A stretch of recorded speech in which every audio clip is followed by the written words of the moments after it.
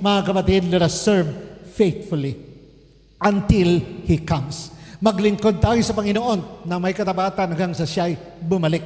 Mga kapatid, pag tayo ay ready, dahil ito ang sabi ni Lord, dressed ready. Readiness, mga kapatid, shows in action.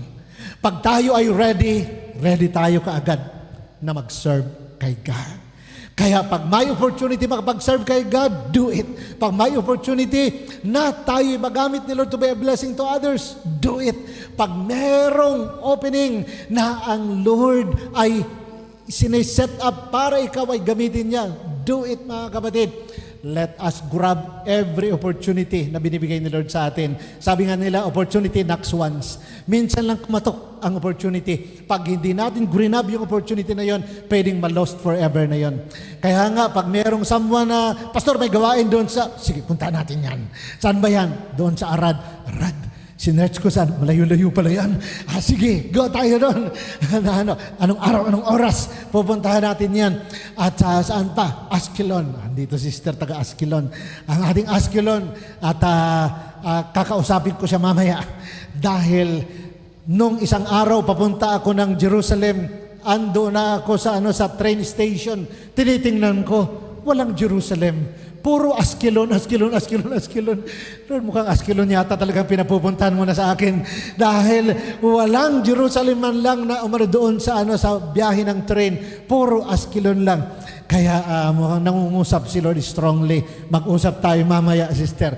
Kinakausap ako ni Lord doon. Be ready tayo for action. Pag merong opportunity to go, we must go, mga kapatid. Dahil pag tayo ay on the go, on fire tayo. On fire tayo. Bakit? Dahil ang Lord ang nag-promise, I will be with you. Sasamahan, basta humayo, I will be with you. Kaya pag medyo nanlalamig tayo at merong opportunity na magkaroon ng gawain, then magpagamit tayo kay Lord. Bakit? Sabi ni Lord, I will be with you. Pag sinamahan tayo ni Lord, magiging on fire tayo. Because our God is a consuming fire. Palakpakan natin ang ating Panginoon. Hallelujah! Mga kapatid, readiness shows in action. Serve consistently and with love, mga kapatid. With love tayo na mag-serve sa ating Panginoon. Pwedeng i-click nyo, Crystal, para makita yung, wala pala doon yung aking with love. Do not grow weary. Huwag tayong mapagod.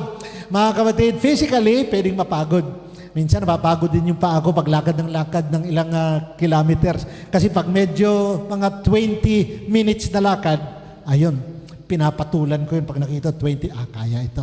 Pag medyo isang oras, medyo hindi ko na pinapatulan ngayon. Dati pinapatulan ko pa isang oras na lakad Pero ngayon dahil summertime, pag 20 minutes, okay lang. Summertime, kaya pa. Kaya minsan pag may pupuntahan, lakad lang ng lakad, nakakapagod din. Pero mga kapatid, para hindi tayo mapagod, ang heart natin always tuned in kay Lord. Umupupan sandali, pag upo, ang nasa isip, at ang ating ginagawa is talking to God, communing with God, para hindi tayo spiritually mag-relax. Always on the go for the Lord Jesus Christ. Kahit physically nagpapahinga, pero in spirit ay nakakonect sa ating Panginoon. Do not grow weary in doing good. Pag may opportunity to do good, do it with all your heart. Do it with love, mga kapatid. Pag ginawa natin ito, we will be considered as faithful because faithful service keeps your lamp burning. Pag tayo ay matapat na naglilingkod sa Panginoon, kung ano ang inaasahan ni Lord sa ating ginagawa natin, mga kapatid, on fire tayo. Dahil ang Lord nakikita ang ating heart that we want to do what He wants us to do. Tayo ay kanyang i-recharge ng spiritual gasoline.